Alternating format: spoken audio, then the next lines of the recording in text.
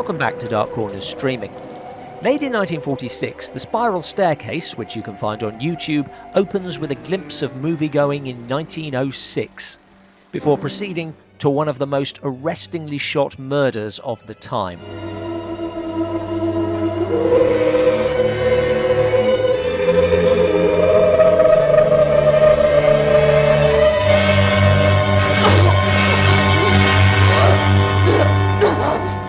That eye, incidentally, belongs to director Robert Siodmak, who made this the same year that he helmed noir classic The Killers.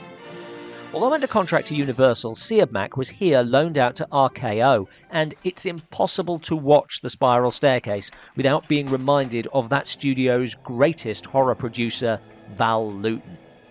Cinematographer Nicholas Masuraka was a Lewton regular, an expert with shadows, but also at contrasting them with the daylit innocence of this small town setting.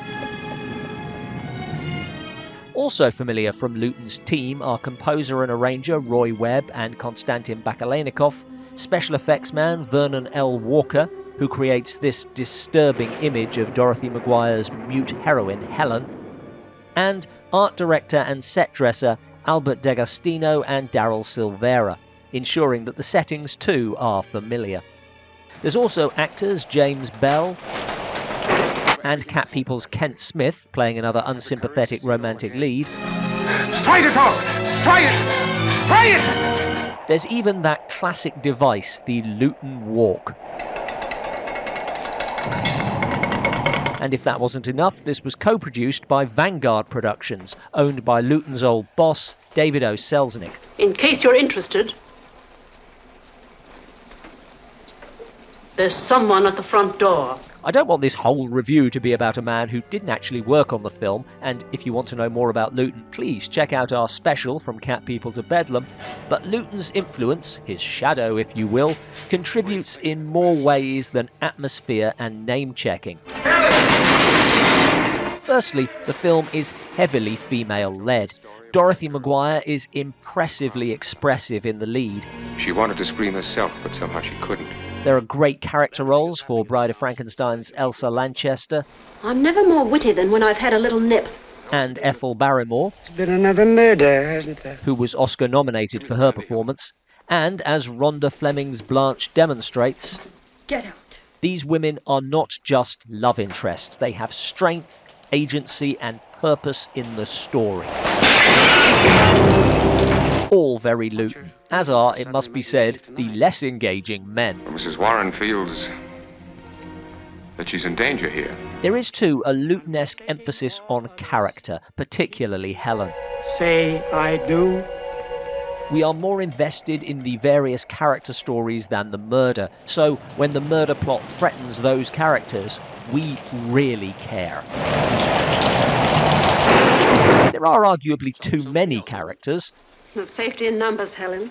But that adds to the whodunit, along with the usual plethora of clues. But I don't know why you told the constable you weren't out this afternoon, when obviously you were. And murders cloaked in shadow. For my money, this falls a hair short of Lewton's classics because it is a very cliché story. Oh, it's you! You scared the life out of me. And lacks the depth of Lewton. But for such a cliché story, this is exceptionally tense. It's great storytelling. For example, Elsa Lanchester played any number of comic maids, but here a comedy set piece foreshadows a key moment later. Anything can happen in the dark. It's not forced or underlined, it's just there. And huge credit goes to Robert Siodmak, who I haven't mentioned nearly as much as I should, because this is a director at the peak of his powers, making a small film into a little gem, and incidentally making a box office hit as well. It's engaging. Did you know there was a girl murdered here a long time ago? It looks fabulous, and I love the ending. Highly recommended. Thanks for watching. We also did a special specifically about Lewton's Cat People films. Please say something nice about the great Robert Siodmak in the comments below, so I don't feel I undersold a director I really do admire.